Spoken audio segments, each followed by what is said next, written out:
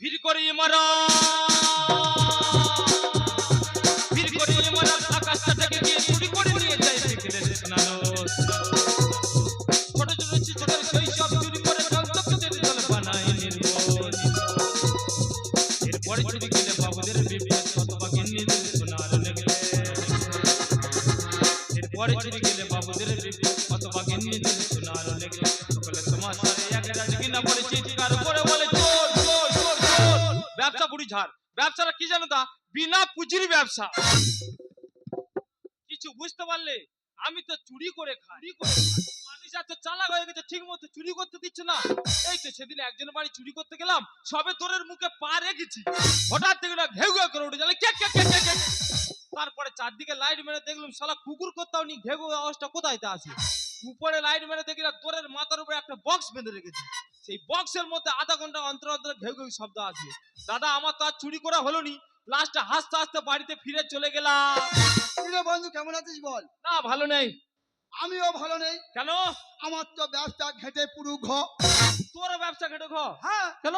এই তো রোববার দিন 10:30টার সময় আচ্ছা সবাই একজনের বাড়ি শত ধরে পা রেখেছি তারপর হঠাৎ দেখলাম টাং টাং করে আওয়াজ হচ্ছে আমি ভাবলাম নিশ্চয়ই কোনো বাড়ির মহিলা রান্না করছে ফিরে চলে এলাম সোমবার দিন 12:30টার সময় তারপর আবার সেই বাড়িতে গিয়েছি সেই একই আওয়াজ সেই টাং টাং আওয়াজ আমি ভাবলাম প্রত্যেকদিন 10:30টা 12:30টার সময় এই বাড়ির মহিলা কি রান্না করে তারপর দিন সকালবেলা সেই রাস্তা দিয়ে হেঁটে আমি বাজারে যাচ্ছি আর তাকিয়ে দেখি না 3তলা ছাদে সোয়েটারের দাম ঝোলানো আছে আর ডান সাইডে বিয়ারের বোতল আর যেই হা হচ্ছে ওই বিয়ারের বোতলটা গিয়ে মারছে টাং টাং টাং এখন মানুষ সারা সব সিয়ানা হয়ে গেছে আচ্ছা তোরও ব্যবসা ঘেটে মোরও ব্যবসা ঘেটে কিন্তু আমার মন বলে বসের ব্যবসা খুব ভালো হচ্ছে কিন্তু বসটা গেল কোথায় প্রতিদিন চুরি যায় মূল্যবোধের সোনা আমাদের স্বপ্ন আমাদের চেতনা প্রতিদিন চুরি যায় মূল্যবোধের সোনা আমাদের স্বপ্ন আমাদের চেতনা কিছুটা মূল্য পেয়ে ভাবি বুঝি সদবোধ নাই চিন্তা করে মানুষ কাপড় করে ভুলে গেছে মানুষের প্রতিরোধ এরপর কোনো রাতে চাকরটা সামান্য টাকা নিয়ে ধরা পড়ে হাত নাতে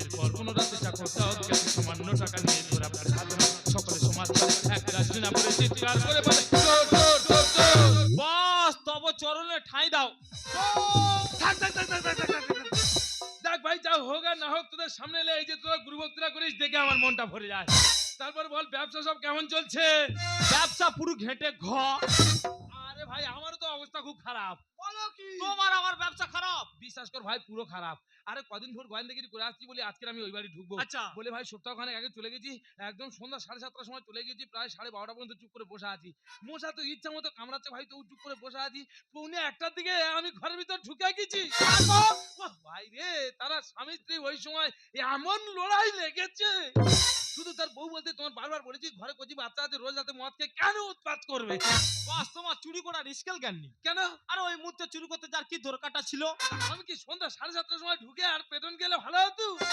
জানো বস কি রে চুরি আমি করেছিলাম কবে বছর 20 আগে তুই আম ভাই বললি আমি ভেবেছি হয়তো কাল পরশুর মধ্যে কিছু একটা করেছি তা বস হ্যাঁ একটা করে সোনার পাশা ওজনের ভরি 40 থেকে 50 ভরি ওজন শালা বড় হামর রে বাবা রে ওসব কানের পাশা কি কানে দিতি না পায়ে দিয়ে ঘুরতি বলতে বস হ্যাঁ? ও তো শখের মধ্যে খুলে রাখতো আচ্ছা তারপর তা বস হ্যাঁ। সেই সোনার পাশা জোড়া দুটো হ্যাঁ ডায়মন্ডের 7খানা সোনা দোকান নিয়ে গেলাম আচ্ছা সেই সোনার পাশার ওজনের ওয়েটের ভরির ওজন দেখে বাবা গো ভয়তে কোনো সারা বন্ধক নিল না নাই কোনোদিন লাস্টের চিন্তা ভাবনা করি হ্যাঁ আমার গাঁজা কাটা কাঁচি দিয়ে হ্যাঁ সোনার পাশাটাকে পিস পিস করলাম আচ্ছা আচ্ছা 50 ভরি সোনা 30 দিনে শেষ তবে বস ওই গল্প আমি একটা করি তুই জান আমার হাম বড় করি না, না, বল। তা বস চুরি আমি একটা করেছিলাম কাঁচা থালা হ্যাঁ ও সে কি থালা সেই থালাটা চুরি করে আনার পরে হ্যাঁ আমাদের গ্রামে বিয়ে বাড়ি শ্রাদ্ধ বাড়ি কারোর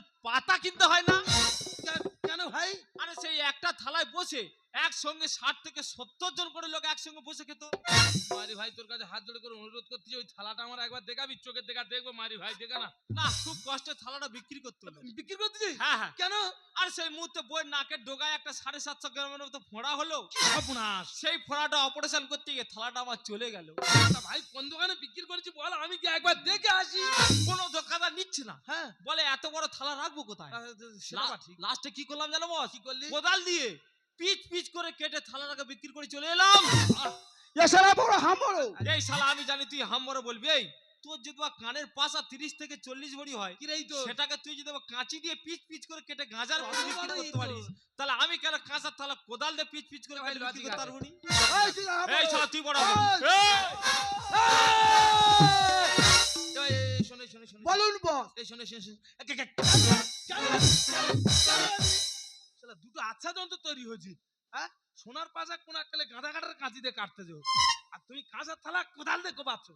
মানুষের সামনে এইভাবে হামড়ে দাওনি, মানুষ খারাপ বলে কি বলি শোন। আমার মনে হয় চুরি ডাকাতি করে যাচ্ছে না, ভগবান ঠিক সাথ দিচ্ছে না।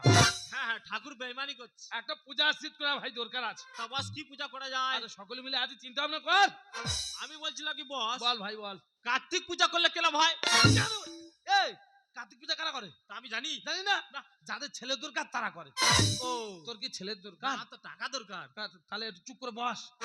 আচ্ছা বস, হ্যাঁ আমি বলছিলাম কি কি রে ভাই? সখী পূজা করলে কেমন হতো? শালা শালা আমার তো একটু বড় হাম্বর। হেই, হ্যাঁ বলো বলো। এই সখী পূজা কারা করে? তা আমি কি করে বলবো? জানি না। না। যাদের মেয়ের দরকার তারা করে। ও তোর কি মেয়ের দরকার? না। তাহলে একটু চুপ করে বস। তা বস কি পূজা করা যায়? আমার মনে হয় আচ্ছা কালী পূজা করলে কিরম হয়? ঠিক বল। এই হ্যাঁ, ওই জন্য আমি সেদিন তারকেশ্বরে জল ঢালতে যাচ্ছি, হঠাৎ দিকে না বাঁদিকে বিরাট মাপের ডাকাত কালীর মন্দির। তাহলে আমরা তিনজনে চোর ডাকাত, হ্যাঁ। আমাদের একমাত্র উপযুক্ত পূজা কালী পূজা। দেখ ভাই পূজা আমি তোর সঙ্গে করতে পারি, আমার একটা শর্ত আছে। তোমার আবার কি সত্য? এই চুরি ডাকাতি করে পয়সা নিয়ে পূজা করলে হবে না, তাহলে সৎ পথে খেটে উপার্জন করে পূজা করতে হবে। তাহলে আমি তোর সঙ্গে আছি, নাহলে নেই। ঠিক আছে, তুমি যেটা বলবে সেটা হবে। কি আছে? তাহলে এক কাজ কর, তুই প্রতিমানের দায়িত্বটা নে। হ্যাঁ, আমি টাইম মতো এনে দেবো। আর তুই ভাই এক কাজ কর, ওই পঞ্চবল্লভ বেনিবাজার ঘর জ্বালাকে আনার দায়িত্বটা নে। বস ওসব নিয়ে কোনো চাপ নেবেন না। তাহলে ওই কথা থাকলো। তা বস তুমি কি করবে? বাবা রে, তা বামুন ঠাকুরটা কি তোর বাবা আনতে যাবে? হ্যাঁ তো। তাহলে ওই কথা থাকলো, পূজা জানো সৎ পথে জাকজমট ভাবে হয়।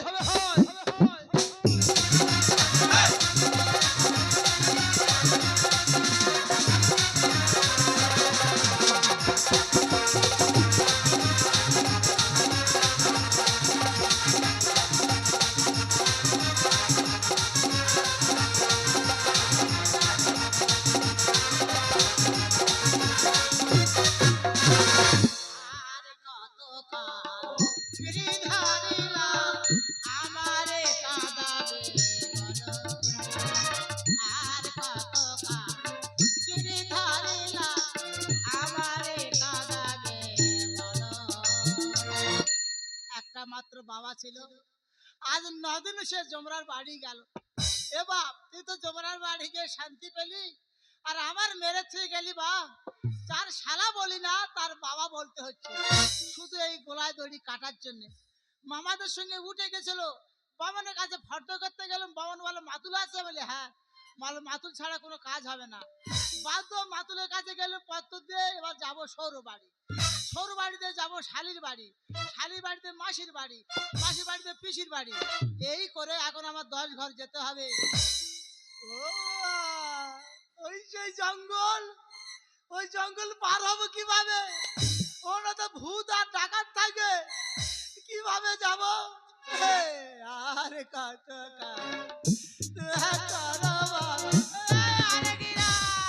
বাবু আমি মানুষ, আমি ভূত নয় মানুষ। বাবু আমি মানুষ, আমি মানুষ, আমি ভূত। সীতা কি আছে? আমি মানুষ। তুই মানুষ? তুই রাম ভাই হরে কৃষ্ণ ভাবতে বলতে চাই, মনে করতে হয়তো রাম দাদা, তোমার কি আমি ভাই। ভেবেছি সারা ভূতে ধরে ফেলে যায় তো। এ বাবা তুই মানুষ তো? তোমার ভূত দেখে তো ভালো ভয় আছে তো। হ্যাঁ তো ছাপ পড়েছে।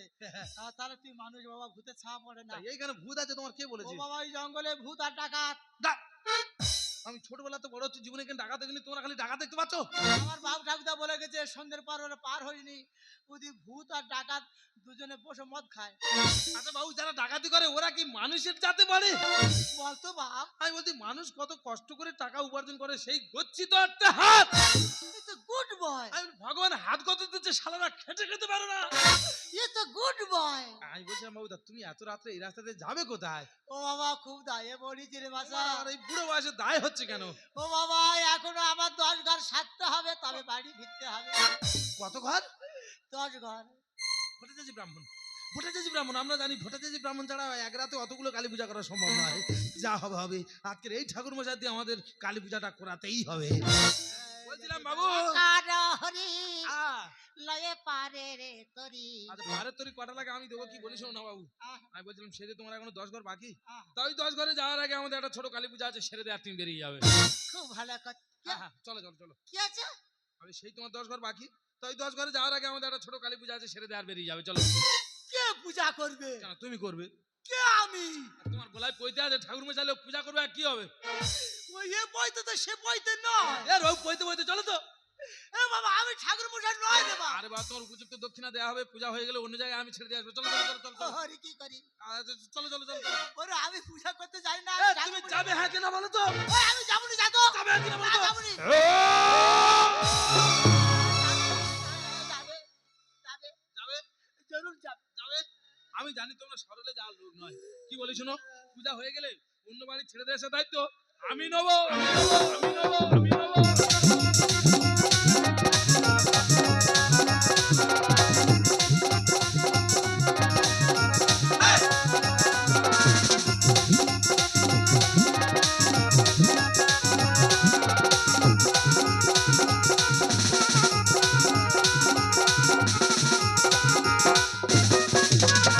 দাদা আমি তো টাইম মতো ঠাকুর নিয়ে চলে এলাম, কিন্তু বন্ধু গেল কোথায়, এখন আসছে না।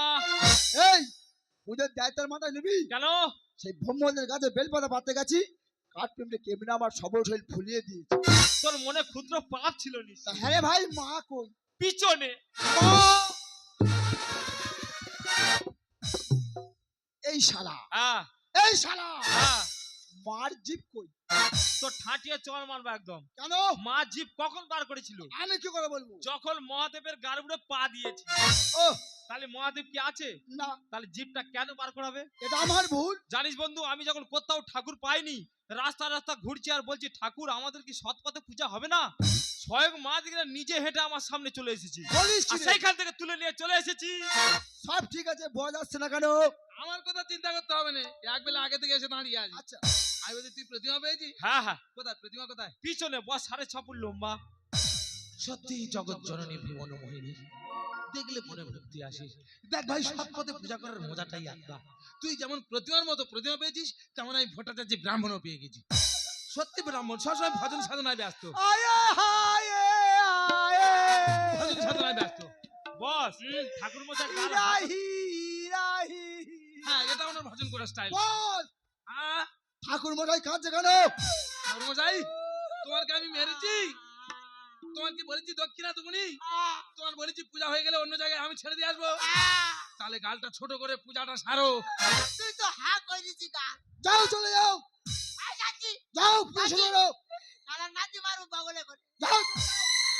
ও বাবা, এ তোমার ভুটকুল বাবার গোলা। মা গো মা, আপনার ক্ষমা কর মা। আমি অসহজ লোক, গোলায় ধরি শালা পিস্তল দিয়ে ধরে নিয়েছে, নাকি পূজা করতে হবে। এ মা, আমার ক্ষমা করি মা, আমার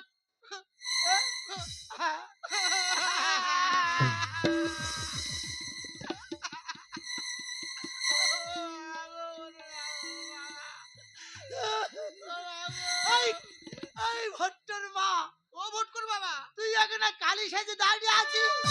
আমি দাঁড়িয়ে আছি কেন? আর তোর মামা কত চুপ করে আছে? আমি তোমার ভয় ভয় করে বারণ করেছি, তুমি গোলায় ধরিল, অন্ধকার হওয়ার আগে তুমি ঘরে আসবে। তুমি আমার কথা শোনোনি। আমি তোমার অন্ধকারে খুঁজে গেছি, আর মা কালী ভেবে ওরা আমার জঙ্গলতে তুলে এনেছে। তদ্রুপ ব্যবহার আমার সঙ্গে করেছে। আমি বলি আমি গলায় ধরি লোক, আমি ঠাকুর মশাই লোক নয়। বলে তোর গলায় পইতে, আমি বলি এ পইতে সে পইতে নয়, পিস্তল লেগে ধরে না যে বলে তোর কালী পূজা করতে হবে। মেরে ফেলে দেবে, যেরকম পারবে সেরকম পূজা করো। কিচ্ছু জানি না তো মা। এই তো আমি মা জানি তুমি পারবে, আবার কাল মা বলছি তুমি সব পারো। ঠাকুর মশাই এই কি আছে রে? মন্ত্র শুরু করো। করতেছি করতেছি করো। করতেছি। শুরু করো। কি বলবো বলে কিছু জানি না ভগবান। এই যাইবার আগে তোদের এই অভিষেক করবে কে? ঠাকুর মশাই ওটা অভিষেক না, ওটা সংকল্প, তুমি ভুল বলছো। এই ওই একই হলো। অভিষেক সংকল্প এক। আরে এক তোর বাবা গিয়ে জিজ্ঞেস করবি। আমাদের বস করে বস।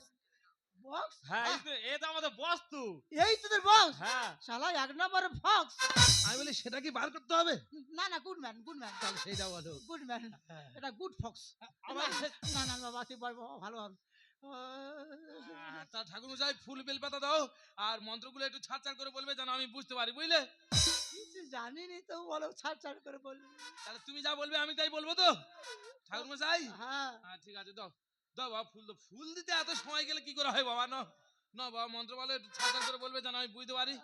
আমি যেরকম বলবো সেরকম বলবি। হ্যাঁ আমি যেরকম বলবো তুই সেরকম বলবি। আরম্ভ করিনি এখন বাপ। আরম্ভ করিনি এখন বাপ। কি করি বলিনি কি করি বল দিনি? ওরা আমি বললে বলবি। আমি বললে বলবি। দাঁতে করে নাতি মারবি। দাঁতে কোন নাতি মারো? আমার দাঁতে নাতি মারবি। আমার দাঁতে নাতি মারবি?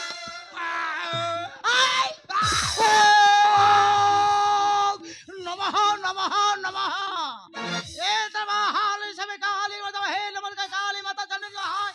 এ তার না হ্যাঁ তুমি হিদারা হিদারা আমি কিচ্ছু বুঝতে পারিনি সাহা। ভিতরে গুলো বলতে পারলি তো? তা কিছু বুঝতে পারিনি তোর সাহা। বাপ ঠাকুরদা পারবে না এই মন্ত্র। তেন তেন তেন তেন তেন তেন তেন তেন তেন তেন তেন ক্লিং ক্লিং ক্লিং ক্লিং ক্লিং ক্লিং লিং লিং লিং লিং এ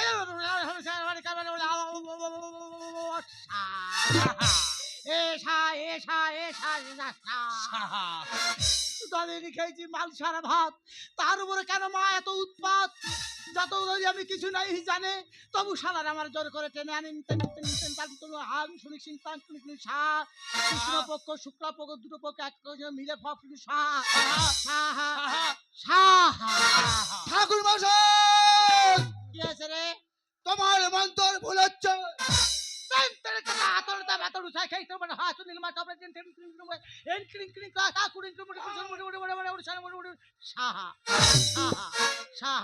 ঠাকুর মশাই, মন্ত্রের জ্ঞান এত আছে? ঠাকুর মশাই আহ, এটা কি ঘাট বাড়ি? কেন কেন তুমি 9 দিন মাংস আর ভাত, তার উপরে এত জনগণের উৎপাত, এটা কি মন্ত্র বাবা? ও আমার বইয়ে লেখা আছে। তুমি মন্ত্র ভুল বলছো। এই দুদিন বাদে তো ছাদ্য করতে হয় তোর বাবার, সেটা এখন আবড়ে নিচ্ছি। বস ঠাকুর মশাই মন্ত্র ভুল বলছে।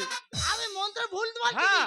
ইয়ে মা মা গো, আমার কার মা বলতে এই যে বলতেছিল যে আমার মন্ত্র ভুল আছে। এই তুই বলতো আমার মন্ত্র ভুল আছে? বস ঠাকুর মশাই মন্ত্র ভুল বলছে। আমি মন্ত্র ভুল বলছি? হ্যাঁ। থাকলো ঝোলা চললো ভোলা। পায়ে ধরিও ধরো করে দাও আমাদের, পায়ে ধরিও ধরো করে দাও আমাদের, অমঙ্গল হবে তুমি চলে গেলে। হকতা হকতা কি আছে হকতা বলবি তো? হকতা শুনলে আমার কাজ চলে। হকতা শুনলে আমার কাজ চলে। তোর বেশি চুলকুনি নাই? হ্যাঁ তোর বেশি চুলকুনি। এই মন্ত্র ঠিক হচ্ছে কি ভুল হচ্ছে তুই কি বুঝিস? হ্যাঁ মন্ত্র তুই কি বুঝিস? মন্ত্র ঠিক হচ্ছে কি ভুল হচ্ছে মা বলবে। মা বলো তো মা, বাবুর মন্ত্রে কি কোনো ত্রুটি আছে? ভক্তিতে তুষ্ট আমি মন্ত্রে কি রাখা রামকৃষ্ণ বামা খেপা তারে প্রমাণ দিয়ে যায়।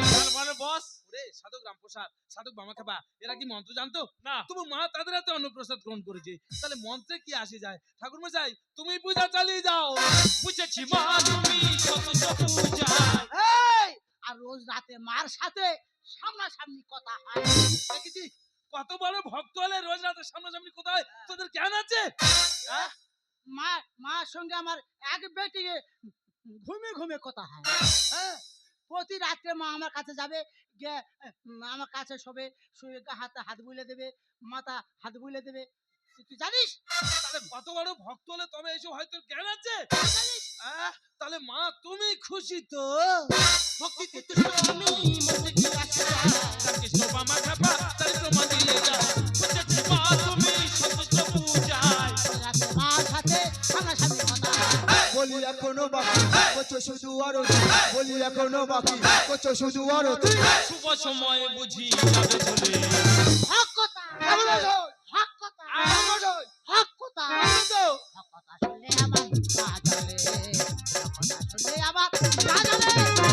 আচ্ছা মা, বাবু যে বললো যে রোজ রাতে তোমাদের সামনাসামনি কথা হয়, মা কালকে রাত্রেও কথা হয়েছিল। হ্যাঁ কালকের কথা হয়েছে তো। আচ্ছা মা, কালকে রাত্রে কি কথা হয়েছে একটু বলো তো শুনি। কালকে রাত্রে আলোচনা হয়েছে হ্যাঁ সকাল হলে দোষার কাজ হবে, আর দোষার কাজ হয়ে গেলে হ্যাঁ উনি ওনার মামার বাড়ি যাবে পত্র দিতে, আর ওনার মামার বাড়ি পত্র দেওয়া হয়ে গেলে হ্যাঁ। আমার বাপের বাড়ি যাবে পত্র দিতে।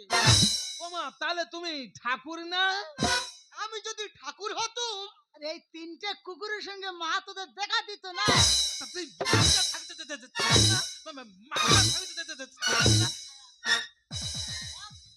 ওর ধরে মাতৃজি তোর কষ্ট পারলে তবে হয়। আমি বারবার বলিনি যে আমি ঠাকুর মশাই নয়, এ পইতে সে পইতে নয়। কথা শুনেছিলি পিস্তল থেকে ধরে নেলি। আমি রাতের অন্ধকারে বুঝতে পারছি ওটা কিসের পইতে। ও ফাঁস, ও বুঝতে পারেনি। অন্ধকারে আমার ভোটটা মা ধরে নিয়েছে। এই আমার ভোটকর বাবা নদীর মাংসের ভাত খেয়ে লোকটা জব্দ হয়ে গেছে, আর তার বামন বলে তোরা ধরে এনেছি। তোরা পূজা করতেই কেন? মা আমরা তো বড় ডাকাত তো। ও বাবা গো বাবা। ভয় পাওয়ার কিছু নেই মা, এখন ভালো হয়ে গেছি। ও মা, আমরা বলে ছোটবেলাতে ডাকাতি করছি, অনেক পাপ করেছি, তা পূজা স্থিত করি যদি একটু পুণ্য অর্জন করা যায়। ওরে শুধু কি পূজা করলে পুণ্য অর্জন হবে? কি করতে হবে মা? মানুষের পাশে দাঁড়া, আচ্ছা মানুষের সেবা কর, ভালো কর্ম করলে তবেই তো ভালো ফল পাবি। আজকে আমরা বুঝতে পারলাম জন্ম হোক যথাযথ, কর্ম হোক শ্রেষ্ঠ। ধর্মতে হয় না কিছু, মুক্তি হয় কর্মে। জীব সেবা শিব সেবা বুঝেছি মর্মে। তার মানে বস ওরে স্বামী বিবেকানন্দ বলেছে জীবের প্রেম করে যেই জন সেই জন সেবিছে ঈশ্বর। ধর্মতে হয় না কিছু, মুক্তি হয় কর্মে। সেবা শিব সেবা বুঝেছি মর্মে। দীনদার ভাবনাতে, দেবাশিসের নিকুনিতে, দীনদার ভাবনাতে, দেবাশিসের নিকুনিতে, মানুষের সেবাতে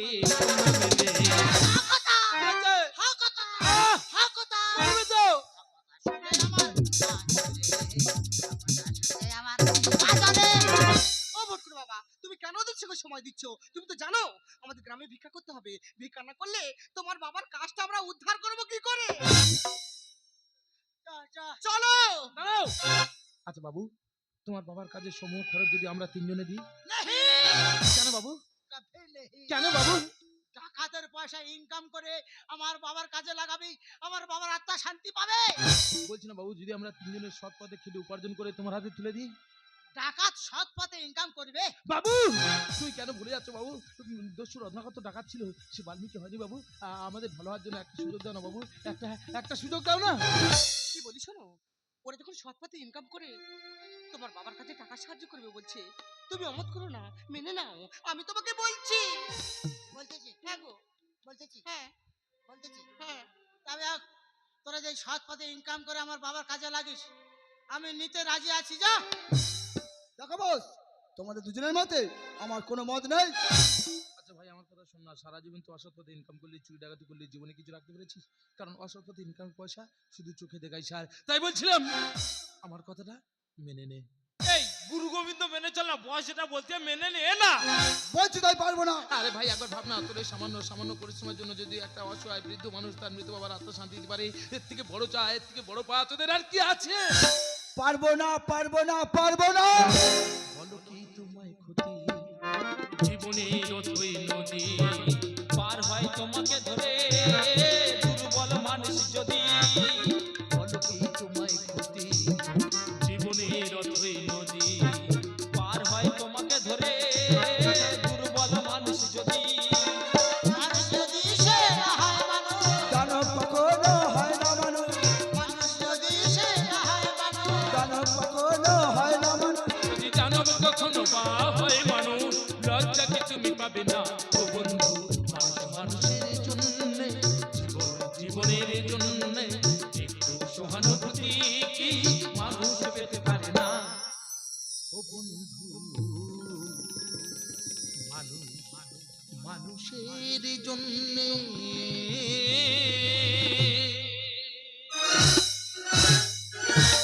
নমস্কার সবাইকে।